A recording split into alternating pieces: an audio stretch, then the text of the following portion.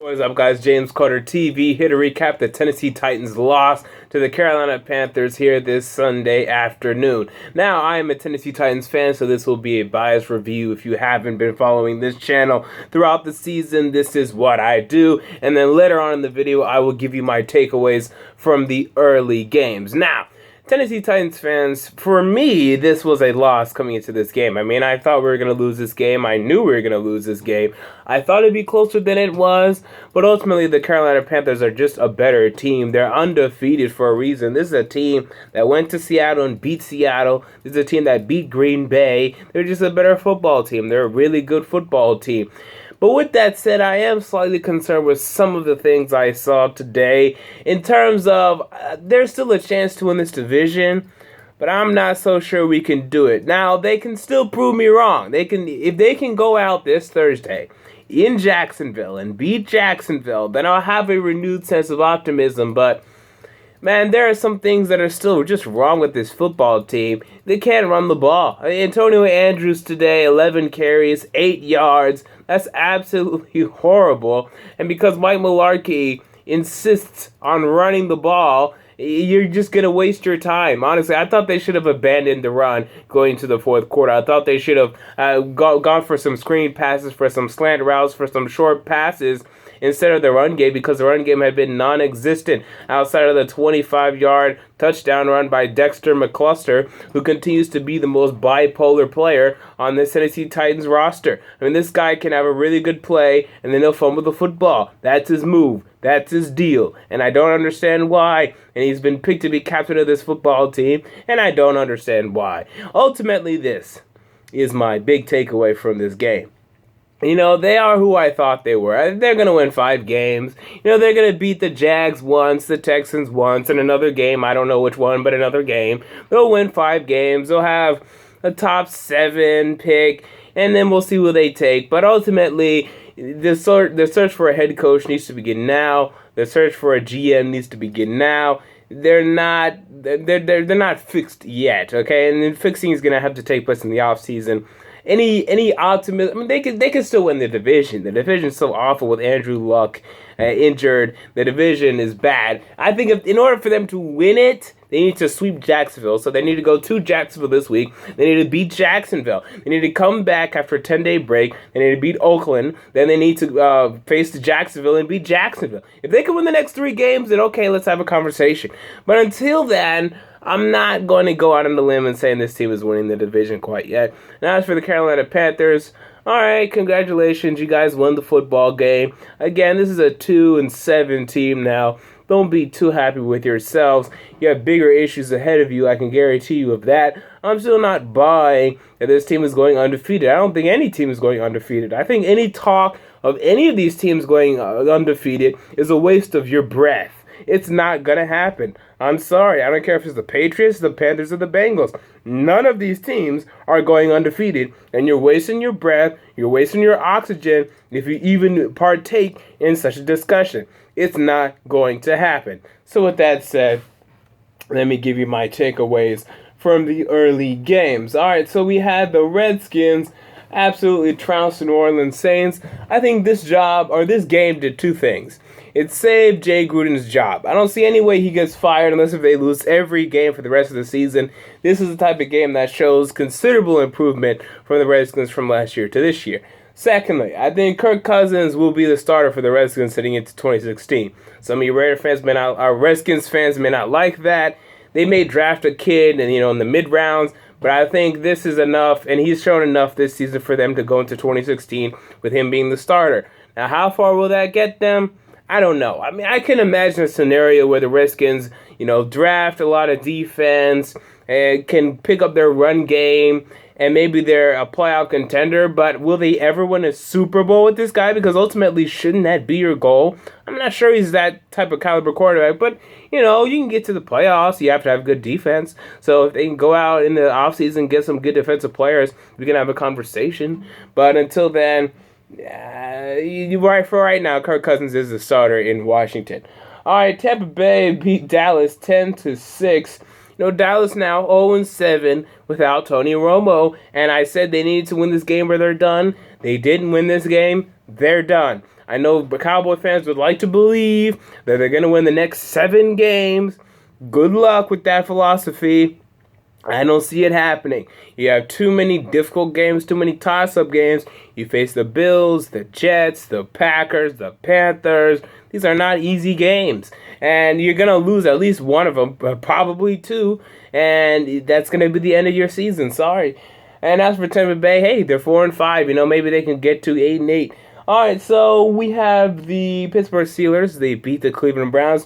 The Browns' offense with Johnny Manziel just sucks. I understand everyone wants to say, okay, give Manziel a shot, start him for the rest of the season. I've already seen enough from this guy. I know he's not a franchise quarterback. Maybe sure you give him that luxury. Maybe you let him go out there and play, and that's fine. I kind of get where you people are coming from. I've seen enough. He's not good. At this level, Johnny Manziel is not good. The Browns will be best off moving on in 2016. They're going to have the number 1 overall pick. It's either going to be them or Detroit. And I think those two teams even face each other. So we'll see who wins that, I think. Am I right saying that? Maybe I'm wrong, actually. I think... I need to check their schedule. Anyway, so... with that is said, I think, the Browns face the 49ers. That's who the Browns face. Yeah, they're going up against the AFC, or the NFC West. Yeah, so anyway, whoever loses that one, they're probably the number 1 pick worthy, and I think it's going to be the Browns. I think the Browns are looking more and more like number 1 pick coming in 2016. Paxton Lynch might be staring you in the face, and will he save this organization?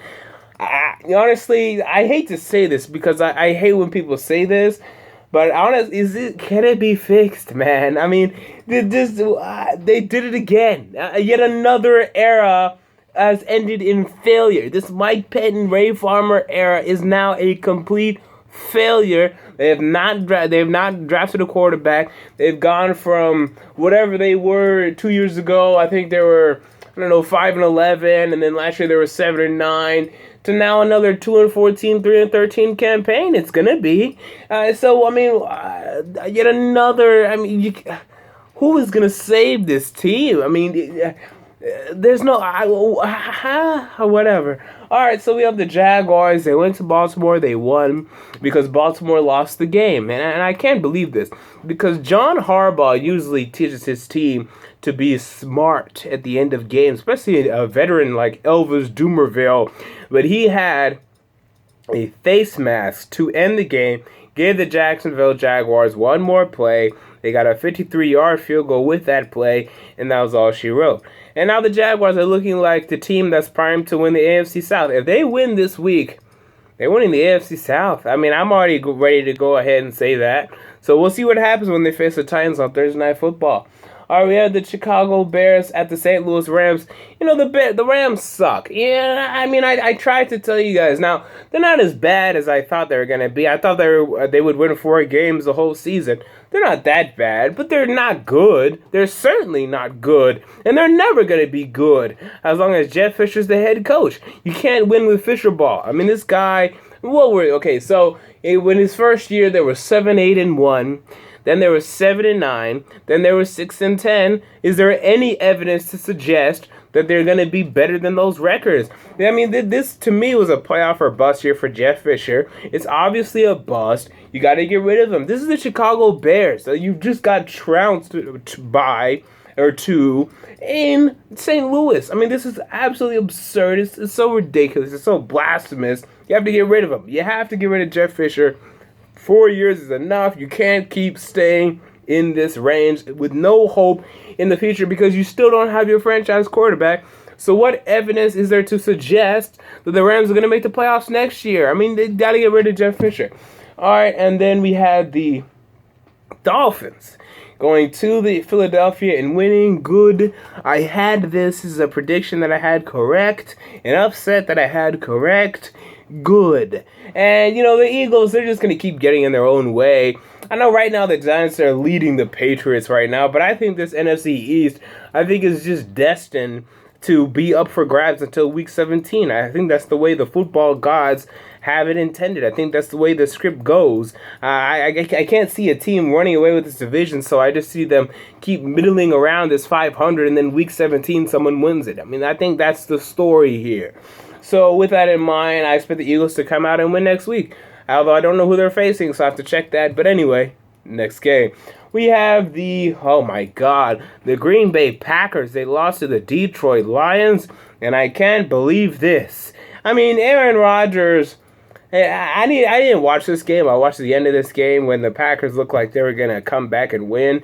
I mean, they had every opportunity, at least to tie the game. When you're watching an NFL game, you can tell when the football gods are pushing for a team to win. Like, there's a certain switch in luck and things start going a team's way. A lot of things were going the Packers' way. So when they're going for that field goal, I was convinced it was going to go in. I was like, man, the momentum's been swinging. Too many things have been going their way. This is going in. But it didn't go in. It wasn't even close. And the Packers lose their third straight game. I was one of the ones that were coming on here saying, RELAX, relax. They've only lost to two teams. One was the 7-1 Broncos team.